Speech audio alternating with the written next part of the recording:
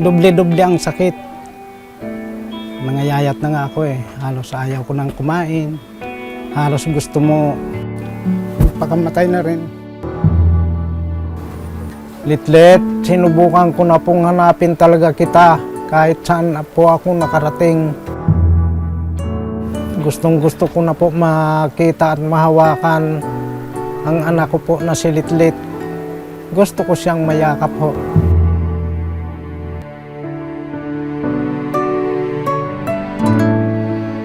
Isang biyaya ang pagsilang ng isang sanggol. Pero paano kung sa panganganak ng iyong misis, mawawala sa iyo ang lahat? Mawawalan ka ng asawa at mawawalan pa ng anak. Ito po ang kwento ng isang pamilyang tila pinaglaruan ng kapalaran. Taong 1989, nang magsilang ng pangalawang anak nila, ang asawa ni Domeng na si Florita. Hindi naging madali ang kanyang pagdadalang tao noon. Misis, push! Malapit na, misis!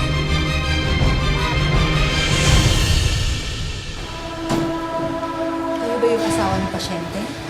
Opo, ako po. Panganak na si misis. Tatawagin natin siyang Letlet. Baby Letlet. Tila pinaasa lang ng kapalaran si Domeng dahil hindi pa pala ligtas sa peligro ang kanyang asawa.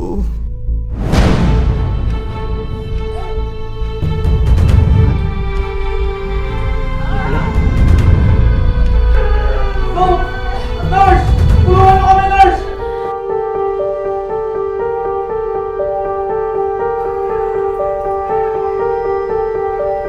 Mr. Domeng, yung misis mo. Bakit po? Inaatake na naman siya ngayon. Sumasakit ang naman ang tiyan niya. Dok, ano pong gagawin natin? Mr. Domeng, tatapatin na kita. Ha? Kulang kasi ang facilities namin dito sa ospital. Kailangan mailipat siya sa lalong madaling panahon. Or else... Itong panganay ko, iniwan ko yan sa ibang kapitbahay. Yung kapatid niya nasa ospital. Hanggat sabi kong gano'n, magdidilins ako ng pera para matubos ko yung sa nursery, yung pangalawa. Sir, babayaran mo na ba?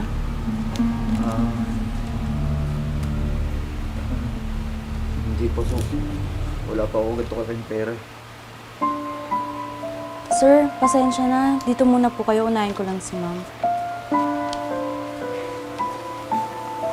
Dumiskarte si Domeng ng perang pambayad sa ospital para mailigtas ang asawa at matubos ang anak. Pangarap niyang tuluyan ng makasama ang kanyang mag-iina.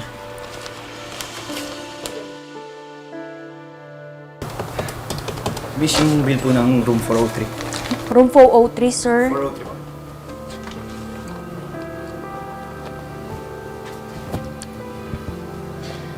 Room 403 daw? Sir, hindi pa po ba nasabi sa inyo? Hindi nyo na po kami kailangan paalisin. May pambayad na po kami. Sir, wala na po kasi yung nasa room 403. Halos gumuho ang mundo ni Domeng. Eh, mahigit 1 linggo, naglilinsya ako ng pera. Ngayon, hanggat sa namatay din po siya, Nasaan ang anak ko? Anong nakuha? Iniwan ko lang siya dito eh. Ang tanging pag-asa ni Domeng ay makita ang kanyang bunsong anak. Iskandaloing nakawala na yung anak ko. sobra, halos di ko na paglabas ko ng ospital, para kang tatakbo na lang sa kalsada. Ganyan. Tinitigasan ko na lang ang loob ko noon. Isang kamag-anak daw ang kumuha kay Letlet at iniwanan sa isang ampunan. Pero walang may alam kung saan. Sa loob ng 7 taon, sinuyod ni Domeng ang lahat ng ampunan at mga kalsada para hanapin ang bunsong anak. Di hinanap ko nang hinanap sa ampunan. Nakarating ako ng Nabalitsis, Blumentritt, Pasig, bandang Laguna pa. Wala naman po. Ang dumi-dumi ko na, marumi na ako. Minsan nga natulog na ako sa malapit sa NBI, doon sa May Lunita, sa gilid. Tapos kayo numagahan naman, hinahanap ko naman siya. Oh, anak, inom ka muna, oh. Dahil hindi ka pa po ba napapagod kakahanap ko yung letlet? Anak, habang buhay ako, hahanapin kong kapatid mo. Ha? Hindi tayo pwedeng tumigil kasi naniniwala ako na makikita natin siya. Ha? O, kain ka na. Oh, sarap yan. Domeng? Domeng, ikaw nga. Ramon. O pare. Kumusta ka na, pare? Eto. Pag walang pasok, hinahanap pa rin namin si Letlet. Nalalaman ako tungkol sa anak mo. Kay Letlet? May nakapagsabi kasi sa akin. Patay na daw si Letlet. Hindi patay ang anak ko. Hindi totoo yan! Umalis ka nga dito! Totoo yan! Simula noon, kasabay ng pagtirik ng kandila sa yumaong asawa, tinitirikan na rin nila ng kandila si Letlet. Tuwing November na lang, nagsisindi kami ni Nene ng kandila. Kasama siya dahil ang sabi patay na. Pero tila hindi raw matahimik ang kalooban ng ama. Hanggat sa nagtagal, sabi ko, Nene, madalas akong kinakabahan. Para bang buhay pang kapatid mo. 30 taon na ring nagluluksa ang mag-amang Domeng at Nene. Hanggang sa isang mensahe ang nakarating kay Nene na nagbigay ng bagong pag-asa sa kanilang mag-ama. Nagulat ako pagbukas ko ng messenger ko, may message. Tapos inopen ko yon na nakalagay doon. Sabi nung nag-message sa akin, ikaw na yung hinahanap namin. Nandito yung kapatid mo, si Letlet. Ang inaakalang patay na anak na nga kaya ni Tatay Domeng ang tinutukoy ng taong ito sa mensahe, buhay na nga kaya si Letlet?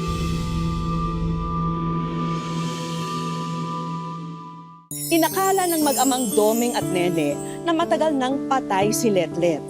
Mahihinto na kaya ang kanilang pagluluksa sa balitang kanilang nasagap?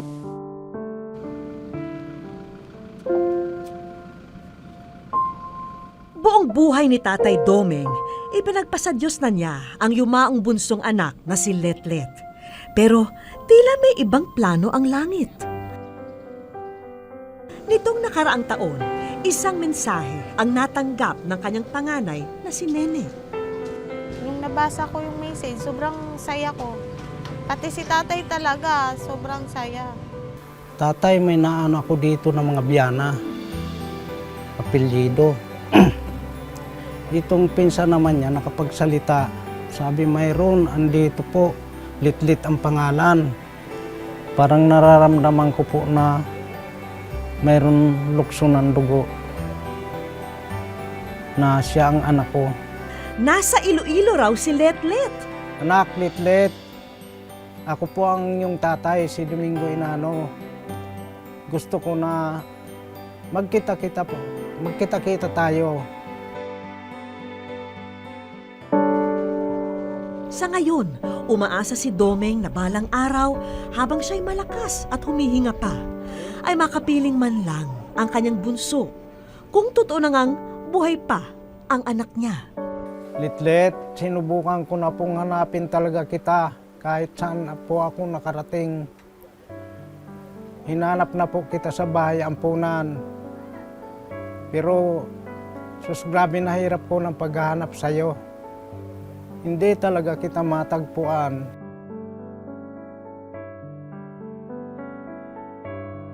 Letlet, sobrang mahal ka namin ni tatay. Sana magkita-kita na tayo. Kasi sobrang tagal na ng panahon eh. Sobrang tagal na. Ito na yung hinihintay natin. Sinimulan na ng buong Wish Ko Lang team ang pananaliksik sa posibleng kinaroroonan ng di umunoy anak ni Mang Domeng na si Letlet. At base sa mga impormasyong ibinigay ng pinsan kay Nene, si Letlet ay ipinanganak noong May 4, 1989 sa isang ospital sa Quezon City. Ayon pa sa nakalap ni Nene, hindi na raw Letlet ang gamit niyang pangalan ngayon kundi Harleen Biana Osonio. Nakapag-asawa na rin daw siya at meron ng anak. Bago matapos ang aming panayam kay Nene, iniabot namin sa kanya ang isang sobre. Ito ang magiging susi sa muling pagbuo ng kanilang pamilyang tila pinaglaruan ng kapalaran. Malapit na niyang mahanap ang nawawalang kapatid. Magkikita na kami. Sana magkita din sila ni tatay.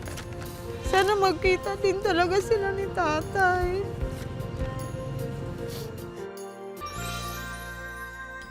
Kinabukasan, kaagad tumulak ang aming team kasama si Nene papuntang Iloilo. At mula sa Iloilo City, agad kaming bumiyahe papunta sa bayan ng Banate. Magpapakasakali kami na hanapin yung kapatid ko. Sana mahanap natin. Habang nasa biyahe, sinubukan pang tawagan ng aming producer ang numero ng pinsan ni Nene na si Julie.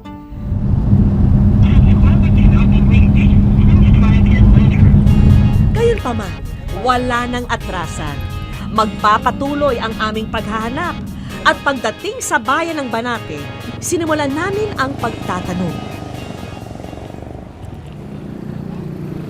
Ate, pwede magtanong, may kilala kayong apelido Biana? Ayun, salamat po. May kilala kayong Biana mga apelido? Nagpatuloy sa pagtatanong si Nene. Kuya, alam niyo po yung Barangay Carmelo? Biana. Sinubukan na rin naming ipagtanong ang pangalan ng pinsan ni Nene na si Julie Ann. Kilala niyo po si Julie Ann Biana? Julie Ann Biana? At dito na, nabuhayan ng loob si Nene. Papasok pa daw. Pero sinubukan pa rin naming alamin kung may nakakakilala mismo sa hinahanap niyang kapatid. Hanggang sa mapagtanungan ni Nene ang babaeng ito. May kilala kayong Letlet? Letlet Osonyo? Tingnan ba yung bata? Oo. Babae po yung anak niya. Pero pangalan niya, alam, Letlet, oo. Agad naming sinamahan si Nene papunta sa itinuturong bahay. Parang tumutugma. Kasi may anak din po yung si Letlet. Batang babae. Isa. Mas maliit lang din daw. Palagay mo siya na yun. Oo. Palagay mo na naman siya na. Sa aming pagdating, agad naming nakita ang babaeng ito. Siya na nga ba ang hinahanap na kapatid ni Nene na akala niyang matagal nang patay? Wish ko lang. Sa aming pagdating, agad naming nakita ang babaeng ito. Siya na nga ba ang hinahanap na kapatid ni Nene na akala niyang matagal nang patay? Oo. Oy, ang laki muna. Pero hindi ito si Letlet. Yasan yung bahay nila dito? Sa ano siya nang naninirahan? Sa amo niya. Hindi dito. Oo. Nagkita na kayo, ate? Hindi pa. Ganda na. Ganda nga Muling po. nakilala ni Nene ang kanyang mga kamag-anak sa Iloilo. Sabik na sabik ang mga tsuhi ni Nene sa kanya, pero hindi pa rin kumpleto ang kasiyahan ni Nene. Kailangan niyang makaharap ang hinahanap na kapatid. Agad naming sinamahan si Nene sa itinuturong bahay ng hinahanap niyang kapatid. Miss, kilala mo ba si Letlet? O Sonia? Diana.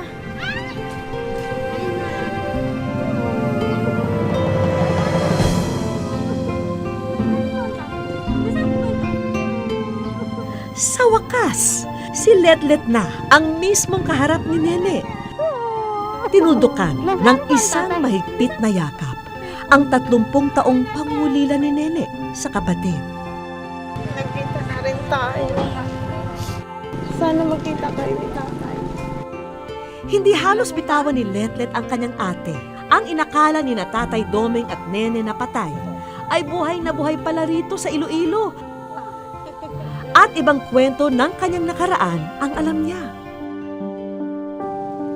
Siya si Letlet o si Harlin Biana na ngayon, 30 taong gulang na. At Ako pong yung anak ni Domingo Inano na nanawawala. 30 taong gulang din. Namulat si Letlet na ang kinikilalang magulang ay ang kanyang mga tiyo at tiya na sina Mang Henry at Aling Gloria. Yung mga pamilya din ng nanay ko. Kahit sino, kung sinong alam na hindi ako anak, yun, lahat sila nagsasabi sa akin na hindi ka lang anak. Inggit na inggit.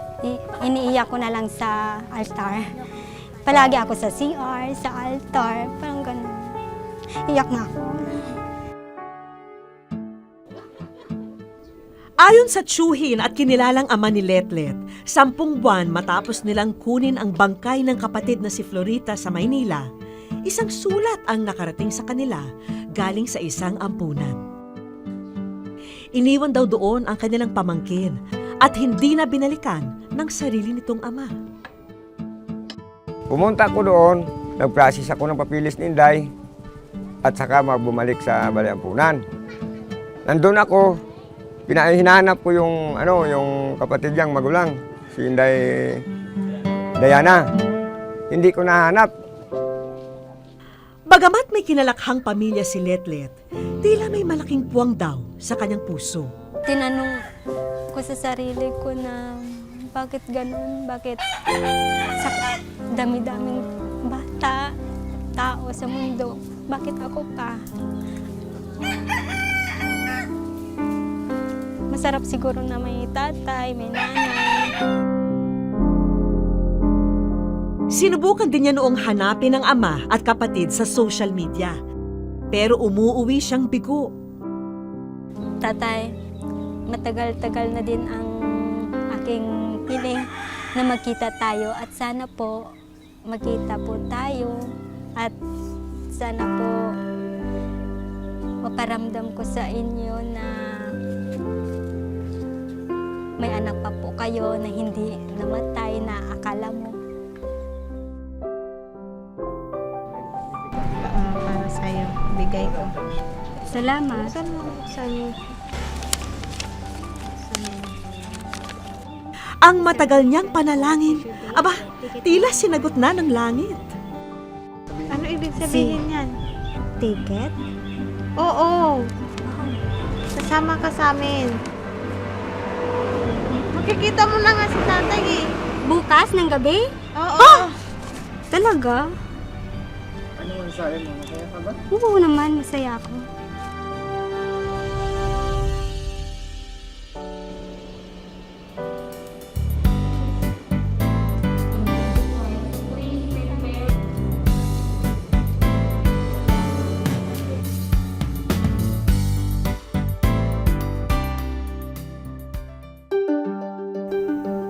Tatlumpung mahabang taon, isang amang naghahanap, anak na inakalang patay. Ito na nga kaya ang araw na matagal na nilang hinihintay. Tatay! Wish ko lang. Isang mahalagang araw ito para kay Tatay Domeng.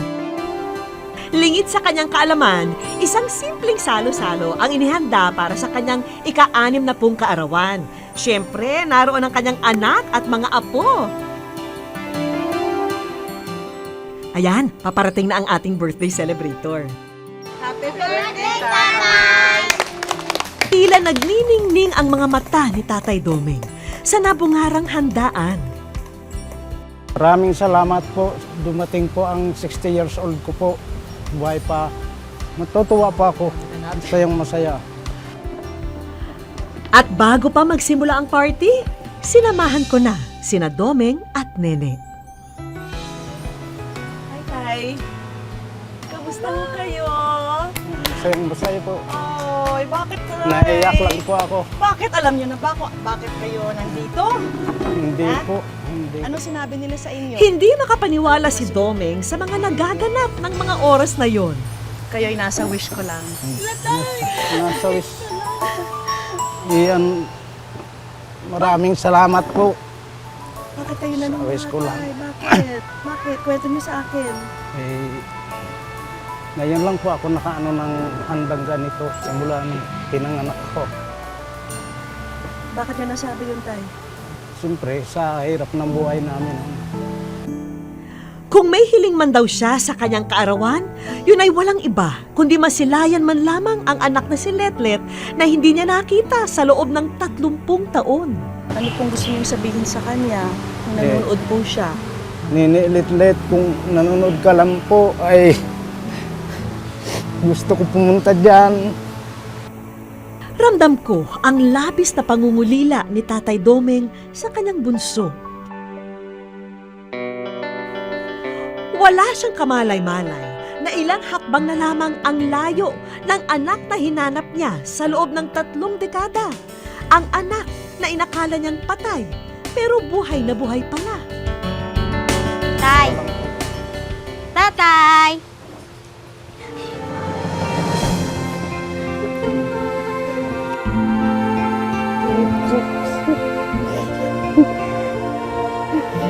Tagal na. 30 taon ang hinintay ni Tatay Domeng para sa mga sandaling ito.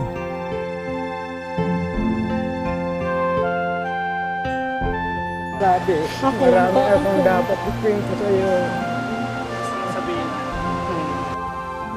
Marami akong dapat ikwento sa iyo.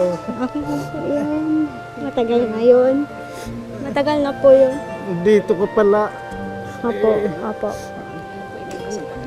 Hindi man lang, wala man lang nagsabi. Yes po. Ay, may apo na ho kayo, oh. Po. Ay, anong pakiramdam po?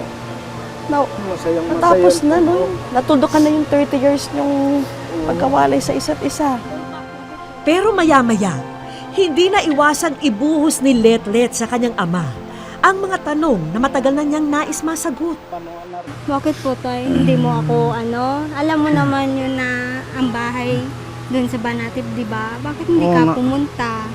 Paano ang narinig ko, ganon, hindi ka naman dinala doon, pinaampung ka raw.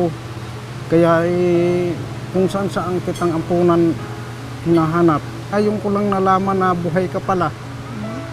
Sana po pumunta ka po dahil para malaman din po na kung ano po ang nangyari.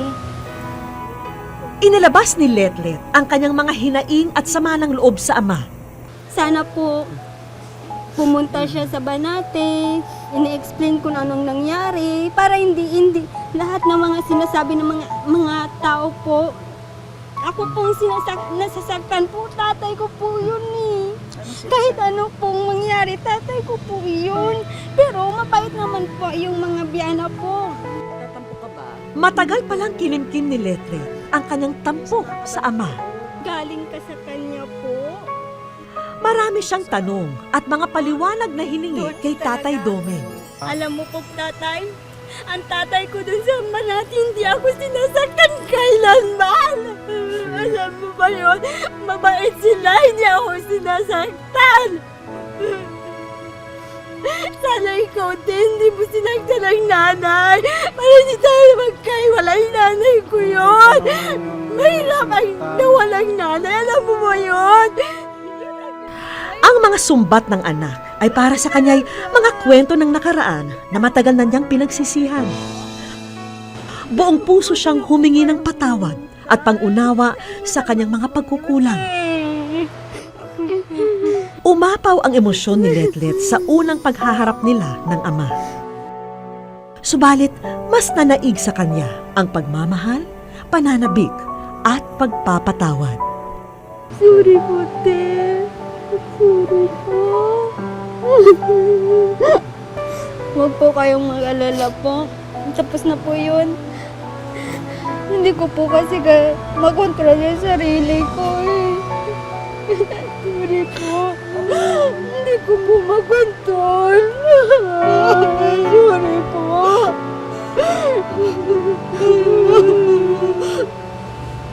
Nangibabaw ang pagmamahal sa puso ng bawat isa. Sisimuli tayo. May mga sugat man ang kahapon, hihintayin na lamang nila itong kusang maghilom. Happy birthday po, Tay. Happy birthday, Tay.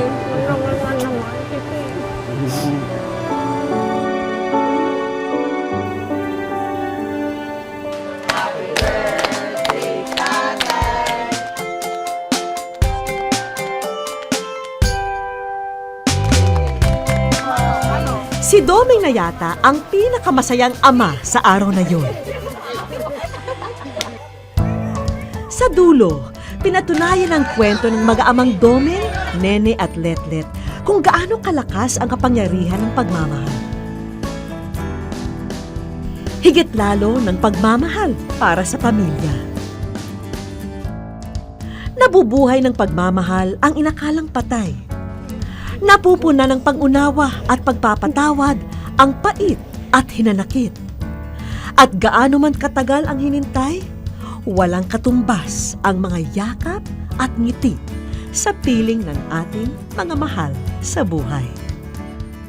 Kung noon, luha ng pananabik at pagluluksa ang makikita sa mag-aama, ngayong magkapiling na, ang luha nila'y ikangay tears of joy, mga pusong walang mapagsidla ng saya. Tuwing Sabado, ang hangarin po ng Wish Ko Lang ay mas marami pang pusong katulad nila ang mapasaya at mas marami pang pamilya ang mapagsama-sama. Hanggang sa susunod na Sabado mga kapuso, ako po si Vicky Morales at ito po ang Wish Ko Lang.